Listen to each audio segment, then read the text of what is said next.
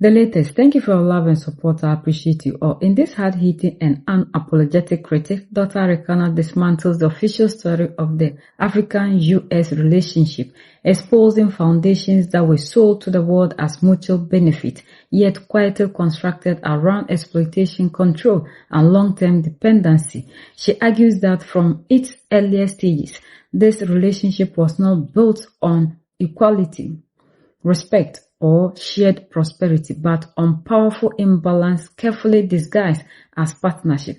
Dr. Arikana takes us deep into history, revealing how diplomacy, foreign aid, military cooperation, and economic assistance were strategically designed to secure American interests while limiting African political and economic freedom. Program labeled as development became tools of influence. Security partnership turned African soil into strategic outposts. Trade agreement promised growth but delivered extraction, leaving African nations rich in resources. But they're also abusing the Africans by not doing their job and collecting the millions of dollars from the African countries.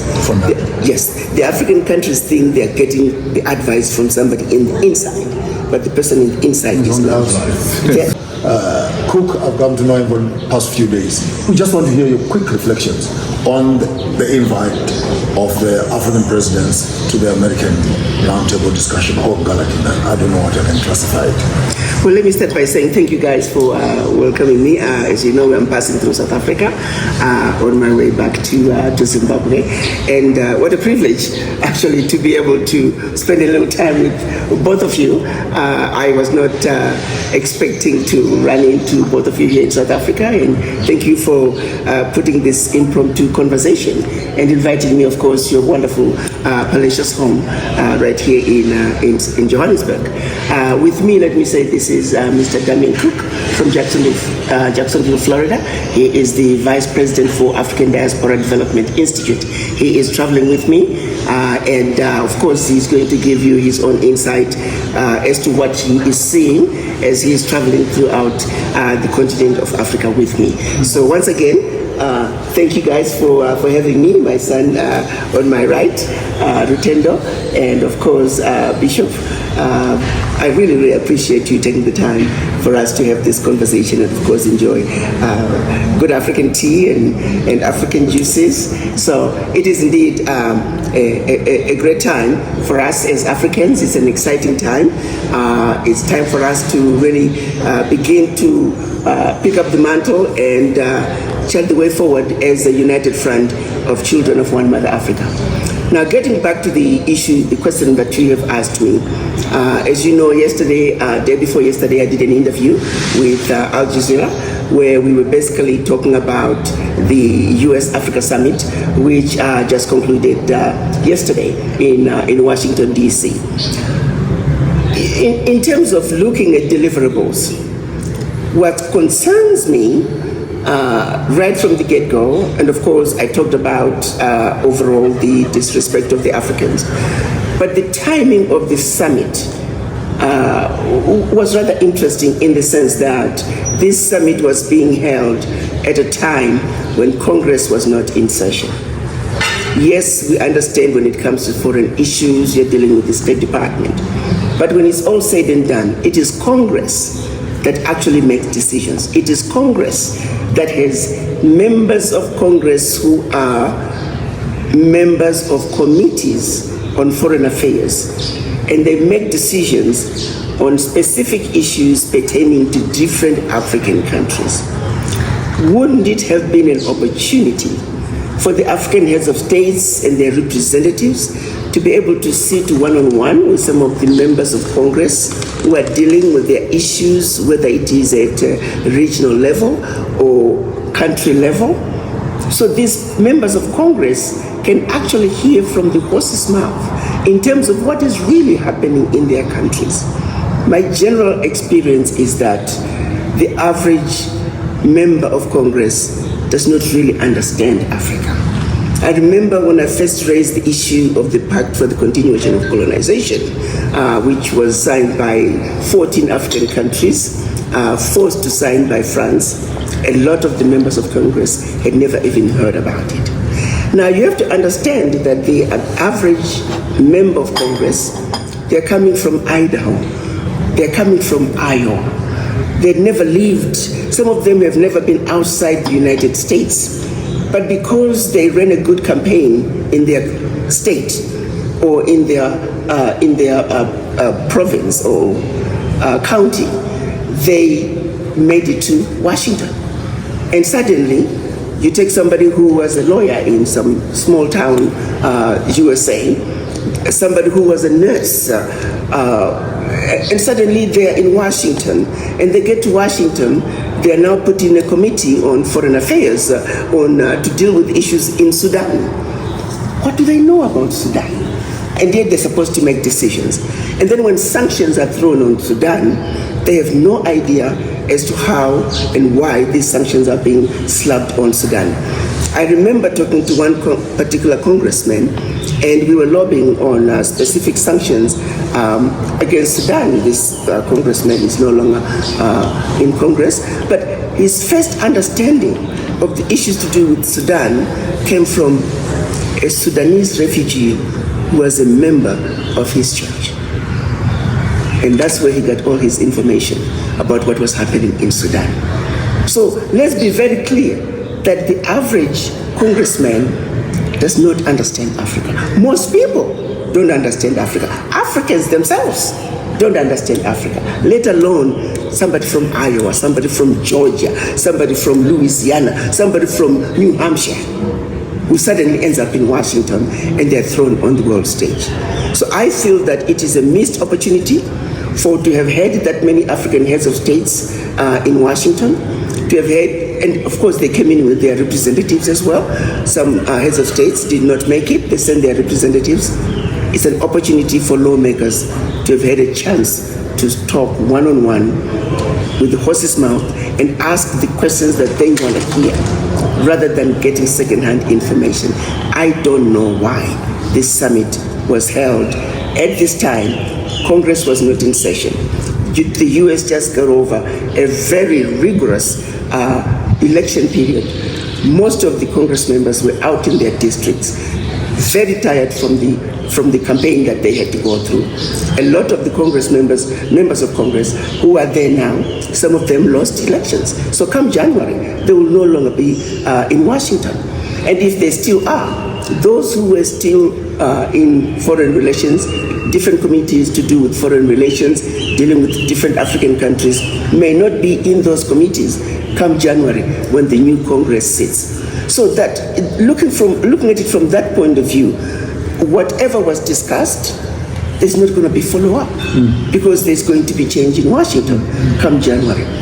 The ideal time to have had this conference would have been after January, after the new Congress has sat, and there's going to be continuity. New members are in it. Exactly, and there would be people who would have met with the heads of states, and they would have discussed the issues one-on-one, and there's continuity for at least 2 years. So why did Americans have this Congress at this time, knowing the congressmen about it? Why would Biden do that? The only thing I can think of is that, for the most part, like I said in my interview with Al Jazeera, and of course I used to say it constantly during my tenure, just the lack of respect for the Africans. They're not expecting any meaningful outcomes. They already know what they want. They already know what they're going to do. This meeting is just a showcase. Nothing is going to change in terms of the US agenda for Africa.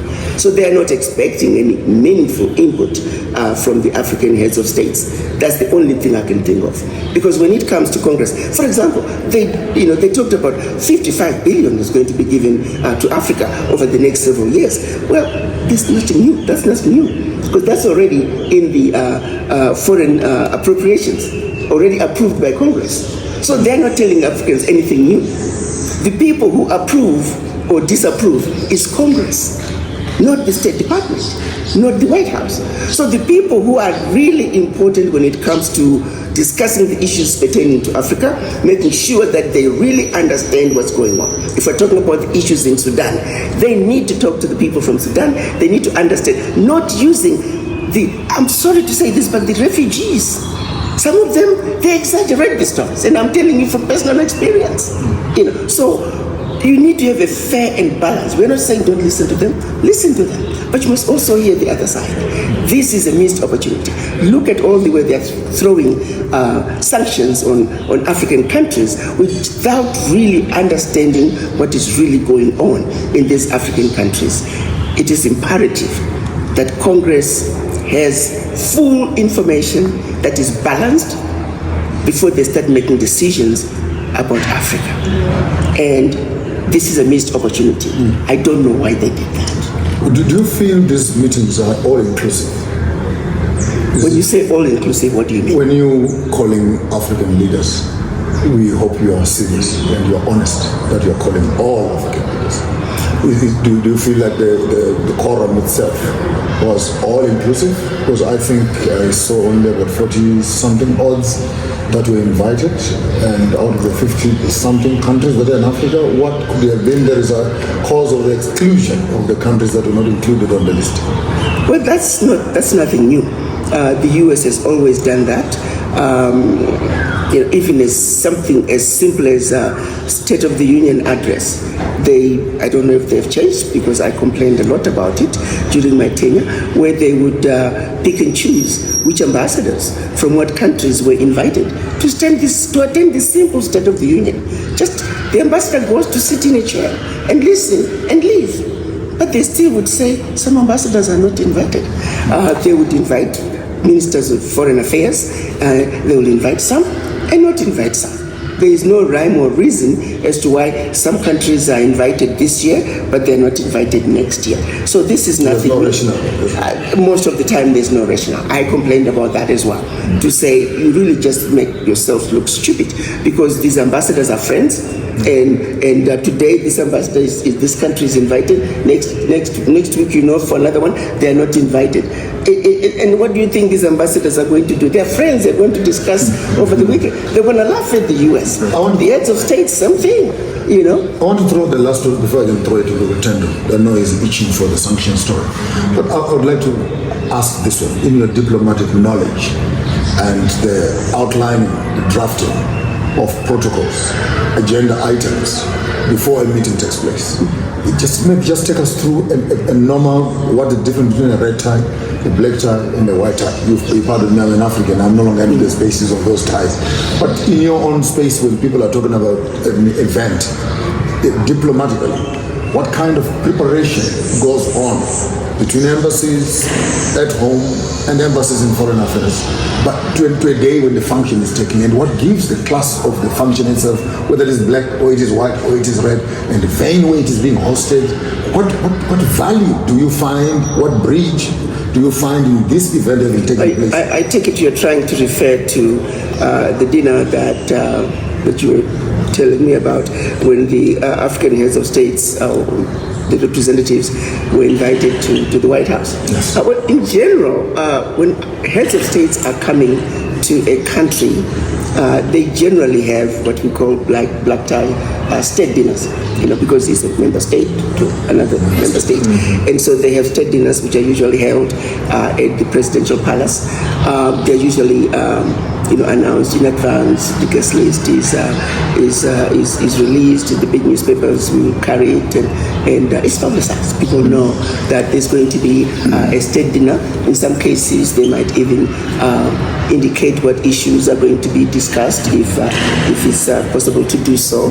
So there are certain procedures that are followed before a state dinner is done. I don't recall seeing any of that in terms of the dinner that was held at the White House. So it's my understanding it was a dinner, but it wasn't a state dinner. State dinners are generally black tie, so this one was a dinner. But I'll tell you what, the dilemma that Africa runs into, unlike individual African nations or individual European nations when they visit Washington, when you're dealing with the continent coming to Washington, yes, you'd want to say there should have been a one-on-one of the African heads of states with the president. But let's be realistic, it's a lot of heads of states, and that would have taken a lot of time. But maybe what could have happened was for President Biden to meet with them regionally. That would have been like 4 or 5 meetings. Exactly, to say, let's discuss your issues. Where are we as the United States going wrong? What are we doing in your countries that you disagree with us? I think those are the questions that are not coming. It's more you, we are going to do this and this and that. But they're not saying, tell us where we are going wrong. What do we need to do in your country? What is it you disagree with us as we come into your country? There needs to be a frank conversation about that. And I think that's what makes this summit very different from the FOCAC. FOCAC stands for Forum on China-Africa Cooperation. That FOCAC meeting was held in 2018, where the heads of states listed exactly what they felt China was doing wrong and what changes they needed to see.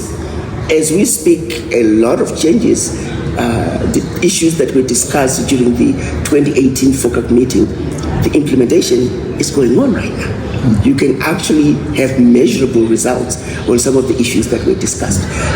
And so, to me, that is what's missing, to simply say, as the United States, what is it we're doing in your country that you disagree with us? But also make an effort to truly change. That is not happening. It's like we know better, and we're going to tell you. There you go. We know what you need. That's right. But can that ever stop if African leaders left Africa without an agenda, without knowing what they're going to discuss with the Americans, and grown men went to Washington?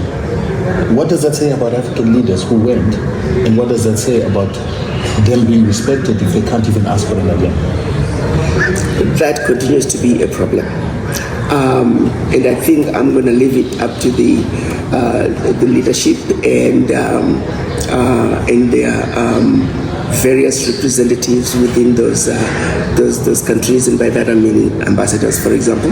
They could have demanded on, if your head of state is being invited, you should at least have certain demands. But I'm not going to venture into that. I am going to leave it up to them. I'm sure they had their reasons as to why. The only concern is the same thing happened when we had the summit with President Obama. It was just another gathering with no deliverables, and so we wait a few more years down the road, another summit comes, just another meeting, just another gathering. But the biggest issue for me, the absence of the majority of members of Congress. This event should have taken place when Congress was seated, when all members of Congress were there. It's an opportunity for African heads of states to have addressed members of Congress. You need to put a human being to the issues, because they tend to treat African heads of states as these monsters who are just abusing their people, which is far from the truth. So for members of Congress to be able to actually see and be face-to-face, one-on-one with those yes, right. To realize that. And I can stop right there and say, for example, my VP who's been traveling with me, he is just appalled every time we go somewhere in Africa. It is not what he expected. It is not what the media had shown him. It is really an eye-opener when you can sit one-on-one with someone. That needs to happen. We can't keep creating this image of the African heads of states when you are not taking the time to really put them in front of Congress, the people who are going to be making decisions on what goes on in their countries when it comes to US-Africa policy. I'd love to hear your...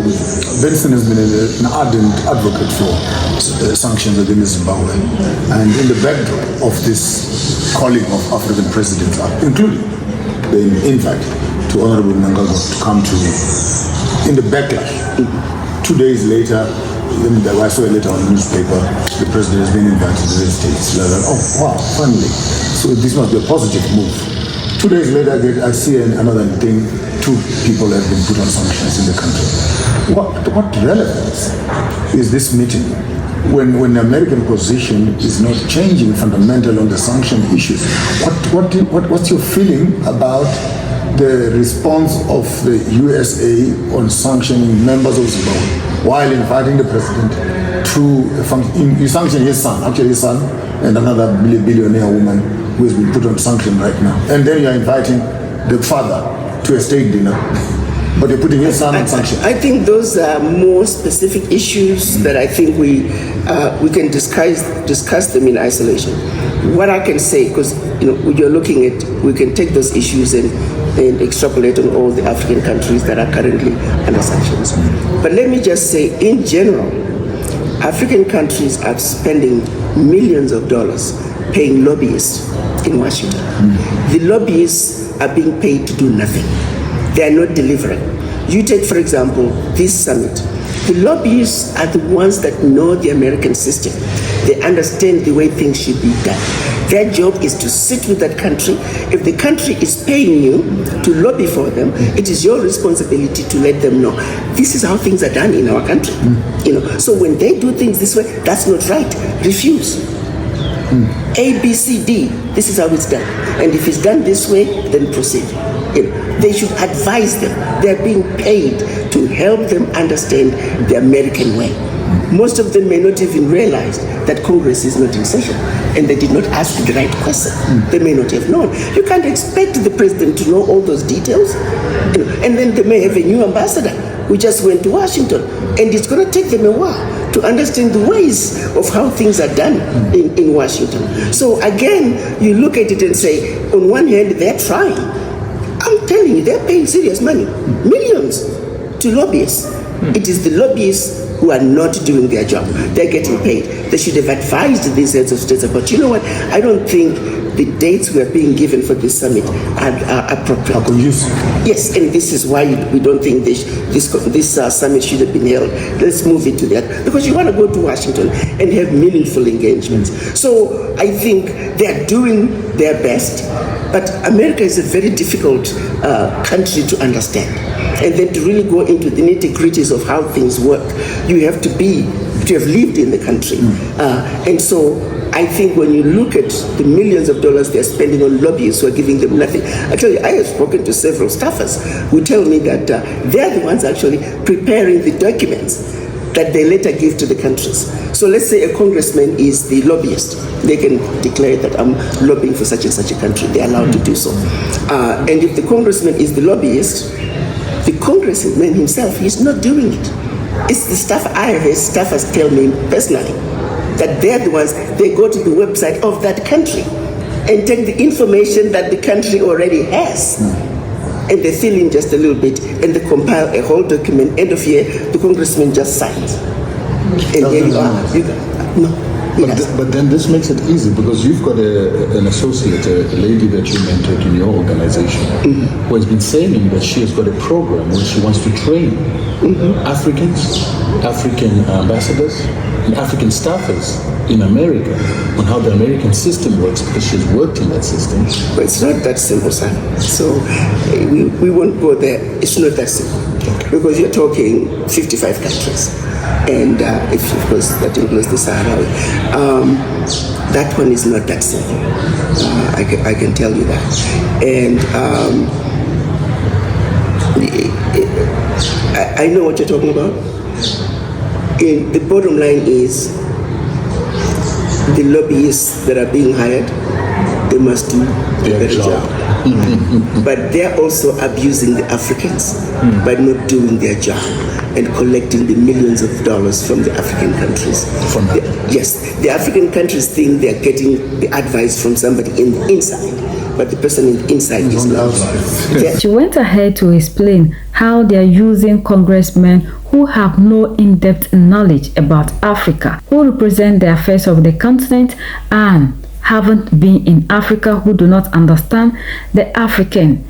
And even we as Africans do not even understand ourselves because of the false narrative that we are sold to, and that these are the people who make decisions over the African problem. And these are people, at the end of the day, even with the current summit that went on, who wouldn't be in office when the next session will be there. And why this summit at this point in time, when they know that things or people who are going to preside over this issue wouldn't be there in the next future to discuss about what is happening, and that as Africans we also must come together to also fight for our own selves. Whatever these people are doing is there to benefit them and not you, the African. And this is the time for us all to educate ourselves to understand our continent better. Like she said, a lot of us do not have any knowledge when it comes to the continent.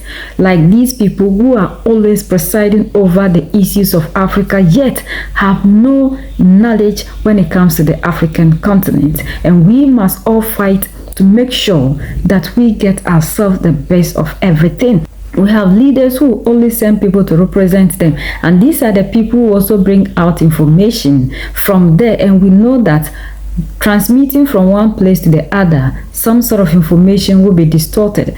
And we as Africans must also know how best to do things in order to benefit us. Any business deal or trade or whatever we know hasn't benefited Africans. Like always, they make it look as if that they are here to help us in Africa. It has always been a win and a loss to us, and that is why with all the resources that we have, we are still backwards and not moving forward. And if there will be any change in Africa, it is you and I that can bring this change. We must learn to love our nation, love ourselves, unite to fight for the betterment of the continent. There is no other person, like always I say, that can come here and make it better for us. Whoever comes into the continent comes with his or her own interests.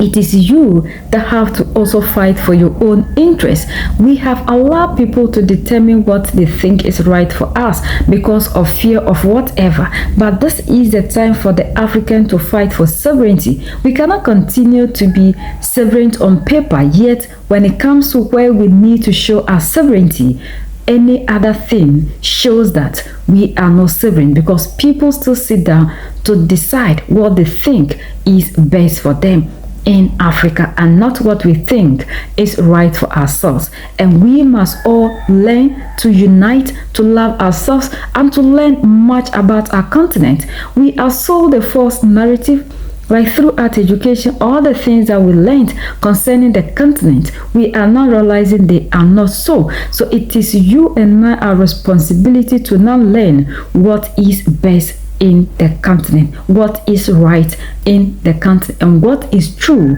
about ourselves. Because if we don't understand ourselves and know what it is that makes us a people, other people will continue to come into the continent to use our ignorance to their advantage, because they say ignorance is not excuse to the law. So we need to fight to understand what it is that we are made of, and that will give us the power to be able to fight for that which is ours. You and I have a responsibility on our shoulders, and this is the time that we must put in work to make sure the Africa we are looking for is here for us. We are the only ones that can set ourselves free. United we stand, divided we fall, and united we keep standing forever and ever. The greatest enemy of the African is mental slavery. So let's decolonize ourselves from mental slavery. Let's keep sharing to educate our brothers and sisters. Together we make Africa great for ourselves and the next generations that are going to come. So that's the latest around the world and in Africa.